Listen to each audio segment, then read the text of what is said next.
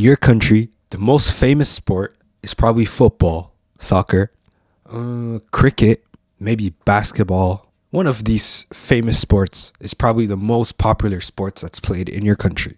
But in Senegal, the most popular sport is wrestling. Now, it's kind of surprising considering that Senegal, they always make the World Cup. They're known to be one of the best teams in Africa all the time. Not too long ago, a couple of years ago, they won the African Cup. And they have good players. They play good football. So I'm pretty sure, like me, you would have expected that football be the most popular sport in their country. However, it's wrestling. Not WWE wrestling, Senegalese wrestling. And they call it Laamb. It's electric. And there's always drums and a loud crowd cheering on their favorite wrestlers. It's really, really an important sport for the Senegalese people. The fighters normally train at the beach with a dream of becoming the most famous and strongest wrestler of the area. But unfortunately, it comes with a lot of pressure because the wrestlers, they don't only fight for themselves. A lot of times they have a full community or a full village depending on them to win. And that sucks because at the end of the day, it's a sport that we enjoy. And it sucks because having all that pressure is something difficult for any human being. If they win, the whole village celebrates for days.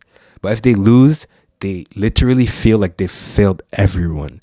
And I feel like no human should go through that. And let's not forget that wrestling is an intense sport. You're literally putting your body on the line every day, every single day. Now, what's cool about them is that they normally have certain rituals they do before a fight, which is like, example, like I saw this one guy, he would pour milk. You know, certain people, they would take some sand, they would throw it because the wrestling matches are normally by the beach or an area where there's a lot of sand. And I think it's cool, you know, they have their little their little rituals.